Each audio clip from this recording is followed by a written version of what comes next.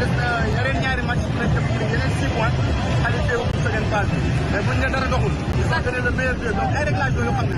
entraîneur bi nga xam ne moo yor xam-xam bi te ak ki ko wër def naa bu ñu toogee gëstu ko dinañ gis li nga xam ne war nañ ko mën a améliorer te loolu la ñuy yaakaar te loolu la ñuy xaar ci ñoom. amul découragé. non amul bàyyi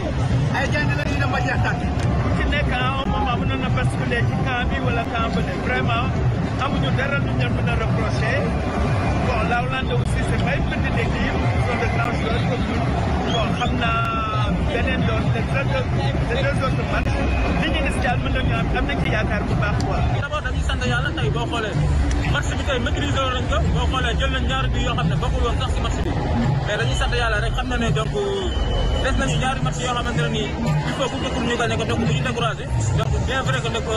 compétition boo koy démarré boo démarré par une victoire day tax équipe bi gën a am confiance mais terewul ay gaynde lañ donc dinañu relever donc 2 matchs yi des ñu def pour gagné ko pour génn premier tour incha allahu rabbi quoi.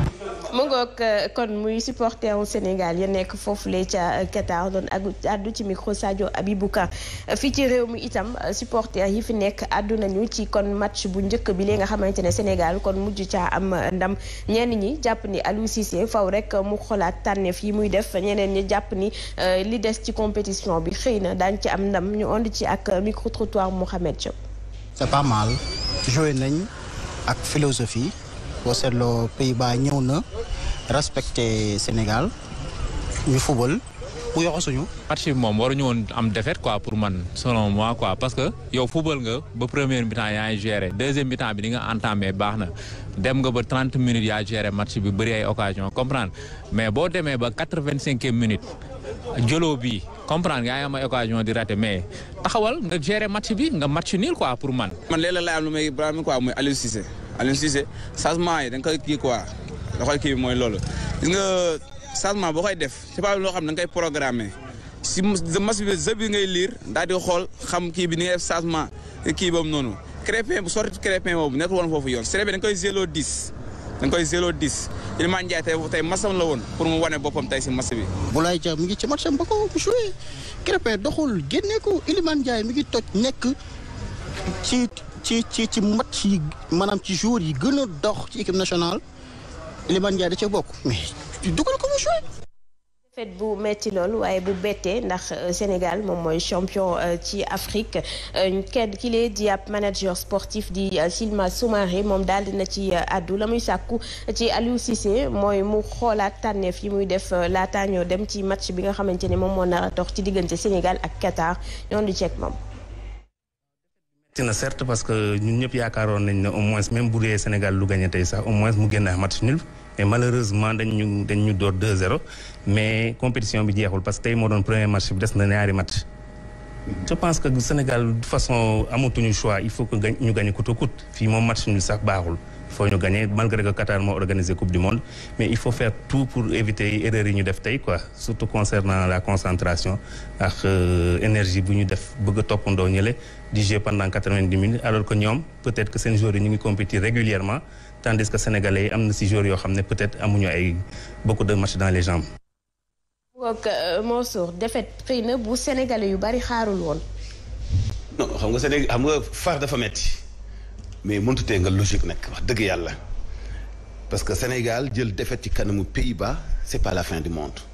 Sénégal mooy champion d'Afrique mais Pays-Bas nekkul Afrique fii ñi xam football ñépp koo ci laaj dina xam ni défaite bi taxul Sénégal ñàkk tey défaite bi wonewul du nekkul ni ay défaillance wala ñàkk xam football wala ñàkk man Sénégal mënul ci àdduna bi Pays-Bas dafa participer mondial ba siit ñun ñu soog a xalaat a qualifié mondial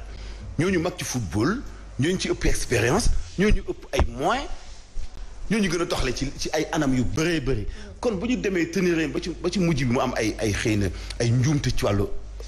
remplacement yi ak yooyu ñu gagné ñu jàpp naa ni man daf may delloowaat ci histoire 2019 CAN ñu nag Algérie dañu def match de poule Algérie gagné ñu 1-0 et pourtant ñoo final waat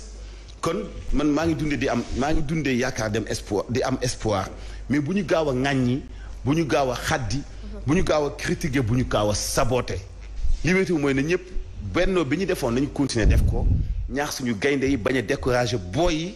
bañ di saaga léegi Aliou Cissé dafa teel Pays-Bas la ñu amoon.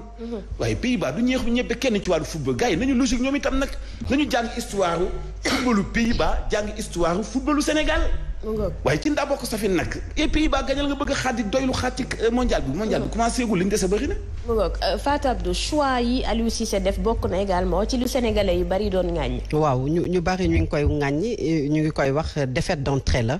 c'est tout à fait normal que mu metti sénégalais yi mais ñu comprendre ni ko Mansour waxee que dañu jàkkaarloo ak équipe boo xamante ne def na 3 fois finaliste coupe du monde 15 matchs yoo xam ne 11 victoires 4 matchs nuls donc amul ten équipe boo xamante ne daanaka 2001 ba tey tenir nga ko en échec muy favori nag bokk ci équipe favori yu coupe du monde bi nga xamante ne ñu ngi doon jàkkaarloo ak moom léegi nag terewul wax nga ko am na ci yoo xamante ne waroon nañu ko mën a xoolaat bu baax a baax ci li nga xamante ne moom la ñu déparé ci match bi bokk na ci li nga xam ne moom mooy 10 dernières minutes Sénégal ñël ci 2 buts loolu je pense que war nañu ci mën a taxaw bu baax a baax li nga xam ne moom moo doxul day erreur de jugement et d'appréciation yi nga xam ne ci diggante Koulibaly ak Pape Abdou Cissé am na ci premier but bi deuxième but bi également marquage serré boo xam ne Koulibaly waroon na ko def ci Depay defu ko ak yeneen yoo xam ne war nañu ko xam léegi nag leçon lay doon pour Aliou Cissé parce que dañuy dem jàkkaarloo ak le pays hôte muy ki nga xam ne mooy Qatar bi nga xam ne dafa daje ak Équateur mu dóor ko 2-0 ñu war a dem suñu deuxième match ak moom donc ça veut dire que dafa jógee ci défaite dina ko préparer bu ñu fa jógee war a daje ak Équateur donc foofu nag ki nga xam ne moom mooy Aliou Cissé moom mooy xoolaat li nga xamante ne moom mooy taxawaayam déjà ak équipe bi ak yenn yi nga xam ne def na ko te ñu bari ci sénégalais yi ngañ ko c'est normal parce que lu ñu bëggoon moom mooy victoire mais ma am yaakaar ne bu ñu demee ci deuxième match bi beaucoup de choses dina ko corriger ba ñu mën a gagner équipe bi nga xam ne moom mooy Qatar. mu ngoog Fatou Abdou ñu àddu nag jëmale ko ci leneen ñeel ab doxu ñaxtu bu askan yee yeewoo ca Londo ak Suun amaloon ñoom ñi lee di ay diwaan yoo xamante ne dañu jege aéroport international Blaise Diagne amuñu ndox amuñu itam ay tali yu baax amuñu bërëb yu ñuy mën di fajoo naka noonu la askan yi di xam ne ni ñaari teen moom la ñu amoon te teen yooyu la dañu ko remblé bi ñuy defal liggéey bi ñeel terre bi ñoon ci ak Cheikh Ahmed Tidiane Seck ak Mansour Ndiaye. noonu tàngaay ak poussière dox lu tuyeesu 6 kilomètres ci ay piste latérite dale ko seen village Landu ba ca ay BD. fii ma taxaw di aéroport 4500 hectares la séeréer si ñoo ko jox état Sénégal yëpp te kii wër aéroport bi tey ñoo gën a ñàkk gën a sonn gën a souffrir gën a misère liy développé dëkk di indi relation muy ndox muy yoon courant bi itam da lay def ay ree mën na nga dem sax nga wasin ci biir sareet bi loolu jàmm la gis ngeen yoon bi nu mu mel jël nañu lépp lu ñu war a am léegi ñoom nañ ñu defal kay. fukk ak ñett ci ay village ñu duppe leen zone sud askan yooyee jëbbal nguurug Sénégal ay junni ci seeni suuf ngir mu dalal ay projet waaye bi nii furas dara la ñu sañtul ci seeni dëkk. impacté ko ba pare dig ñu ne dinañu utal ndox balaa ñuy commencé seeni travaux encastré suñuy teen ub teen yi ak ay grillage tere population bi dem teen yooyu kese ci lañ daan tuturloo plus de 6 mois 7 mois presque yoo xamante ne ndox ñun xamuñu fan lay jugee ndox mi ñuy jox sax xamuñu ndoxu lan la. midi jot na mais am na citerne yoo xamante sax wàccaguñu. doxu ñaxtu bi amee ci dal ànd nag ak farlu ak takkute bu ay ndaw ay soxna ak ñi seeni at féete kaw ñoom ñooñee dox ci yoon yu sori niki ale bi ba ci retour bi. village yoo xam ne ñaari teen képp yi ñu amoon xañ nañu leen ko te ba tey ndox mënuñu ko am. ñu jël décision xañ leen ko manque de respect c'est un gouvernement mais maa jàpp ni yu mel nii tooñ la goo xam ni dafay gën a yee li ñuy wax injustice sociale ci dëkk bi amul benn autorité bu ko war a seetaan amul lu ko gën a nekk farata pour aw askan wu am ndox bu fekkoon woon ni ñi sàkkal pexe teen yi ñoo fa gasoon teen yi mais fekk nit ak seen ay teen indi leen robinet ak fi jamono toll nga sàkkal pexe seen ay teen ba ñuy def ay manifestation askanu lëmm mar après yow mi leen jiite di leen administrer nga mën a tëdd nelaw yandoor dama foog ni da nga am problème te ñii duñu askan wu tuuti bari nañu mag ñiy génn di dox ci naaj wi pour di ñaxtu mais appel bi may lancer toujours mooy ndaw yi nga xam ne ñoo cosaanoo ci village yooyu nañu joxante loxo jàppalante jéem a trouver solution le plus rapidement possible bañ a seetaan seeni yaay bañ a seetaan seeni ay papa bañ a seetaan seeni ay jigéen ñuy dund souffrance bi xawandoom bu dajaloo wat weex foog ñu góorgóorlu parce que ñun dañu am ay njiit yoo xam ne taluñu ñu de ña nga Qatar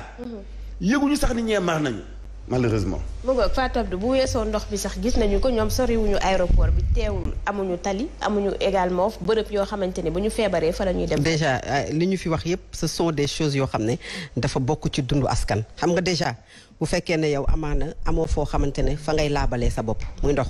c'est important parce que xëy na dañ ciy xalaat naan ak sangu mais fa ngay laabalee sa pour jaamu yàlla fa nga xamee ne yenn saa yi da nga koy soxla ci say besoin primaire la bokk mënoo ko am